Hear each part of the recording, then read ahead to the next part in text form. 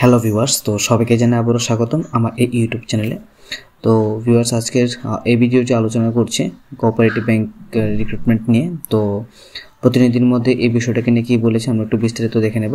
বলেছে কোঅপারেটিভ ব্যাংকে 156 পদে নিয়োগ প্রস্তুতি।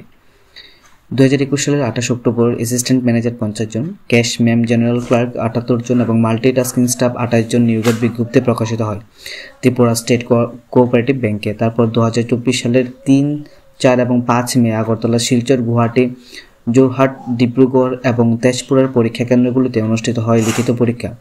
এই পরীক্ষার উপর ভিত্তি করে আইবিপিএস এর 3টি বিভাগে 658 জন প্রার্থীকে সংক্ষিপ্ত তালিকাভুক্ত করে। অ্যাসিস্ট্যান্ট ম্যানেজার 210 জন, ক্যাশ ম্যাম জেনারেল ক্লার্ক 329 জন এবং এমটিএস 119 জন প্রার্থী। 658 জন প্রার্থীর রোল নাম্বার অনুসারে তালিকাভুক্ত। প্রার্থীর তালিকা 2024 সালের 20 আগস্ট ব্যাংকের ওয়েবসাইটে এবং 21 আগস্ট স্থানীয় সংবাদপত্রে প্রকাশিত হয়। তারপর ব্যাংক 2024 সালের 19 অক্টোবর থেকে 30 অক্টোবর পর্যন্ত আগরতলা প্রেস ক্লাবে 658 জন প্রার্থীর মৌখিক পরীক্ষা গ্রহণ করে। 2025 সালের 21 ফেব্রুয়ারি ব্যাংক আইবিপিএস এবং এসএফটিপিপি এর মাধ্যমে 156টি পদের জন্য চূড়ান্ত নিয়োগের ফলাফল ঘোষণা করে। এই ফলাফল প্রকাশের পর 4 জন প্রার্থীর কাছে থেকে একটি আবেদন জমা করা হয় ব্যাংক কর্তৃপক্ষের কাছে। এছাড়াও ত্রিপুরা হাইকোর্টের একটি রিট পিটিশন দায়ের করেন আবেদনকারী অঙ্কুর ভট্টাচার্য এবং অন্যান্য।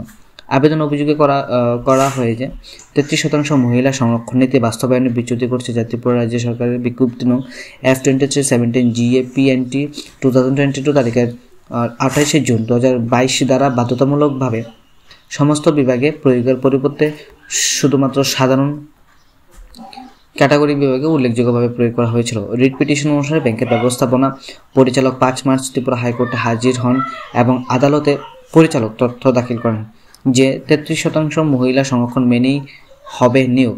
তিনি জানান যে ব্যাংক ইতিমধ্যে ইনস্টিটিউট অফ ব্যাংকিং পার্সোনাল সিলেকশনের সাথে যোগাযোগ করেছে, চূড়ান্ত ফলাফল পর্যালোচনা করার জন্য অনুরোধ করেছে এবং ত্রিপুরা রাজ্যে সরকারের বিজ্ঞপ্তি নির্ধারিত সকল শ্রেণীর জন্য আনুভূমিকভাবে 33% মহিলা সংরক্ষণ নীতি প্রণয়নের জন্য বলেছেন।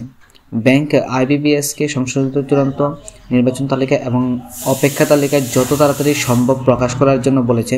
এদিকে হাইকোর্ট 5 মার্চ রিট আবেদন করে নিষ্পত্তি করেছে। ত্রিপুরা হাইকোর্টের নির্দেশ অনুসারে ব্যাংক এখন আইবিপিএস এর সাথে যোগাযোগ করেছে যাতে সংশোধিত নির্বাচন তালিকা এবং অপেক্ষা তালিকা যত তাড়াতাড়ি সম্ভব প্রকাশ করা যায়।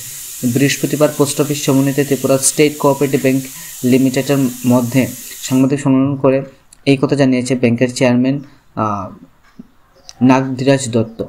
তিনি আরও বলেন, এই জটিলতা সৃষ্টি হওয়ার কারণ হলো আইবিপিএস এবং ত্রিপুরা স্টেট কোঅপারেটিভ ব্যাংক লিমিটেডের মধ্যে একটা ভুল বোঝাবুঝি। অথচ কারো ভুল নেই এই নিয়োগ প্রক্রিয়ার মধ্যে। গোটা নিয়োগ প্রক্রিয়া স্বচ্ছতা মেনে সম্পন্ন করা হবে বলে জানান ব্যাংকের চেয়ারম্যান। সাংবাদিক সম্মেলনে ব্যাংকের এমডি ভজনচন্দ্র রায় জানান, ত্রিপুরা কোঅপারেটিভ ব্যাংকের 156টি পদের নিয়োগ প্রক্রিয়া আপাতত স্থগিত করা হয়েছে। মেধা তালিকার অনিয়মের অভিযোগে ব্যাংকের বিভিন্ন পদে নিয়োগ প্রক্রিয়া স্থগিত করা হয়েছে। ত্রিপুরা হাইকোর্টের হস্তক্ষেপ অনুসারে ব্যাংক কর্তৃপক্ষ শীঘ্রই বিষয়টি পর্যালোচনা করতে বাধ্য হয়েছে এবং নিয়োগের নতুন চূড়ান্ত মেরিট তালিকা ঘোষণা করতে সম্মত হয়েছেন, যা উচ্চ আদালতের নির্দেশের ভিত্তিতে শীঘ্রই ঘোষণা করা হবে। তো নতুন মেরিট প্রকাশিত হবে ইতিমধ্যেই, ঠিক আছে, যা নাকি 156টি পদে নিয়োগের যে কথাটা বলেছে, ঠিক আছে। তো আশা করি তোমরা সবাই বুঝে গিয়েছো এখানে কি বলতে চেয়েছে। তো ভিডিওটি দেখার জন্য অসংখ্য ধন্যবাদ এবং নতুন মেরিট তালিকার জন্য অবশ্যই তোমরা অপেক্ষা করো যারা যারা অ্যাপ্লাই করেছো বা যারা যারা এক্সাম দিয়েছো। তো ভিডিওটি দেখার জন্য অসংখ্য ধন্যবাদ।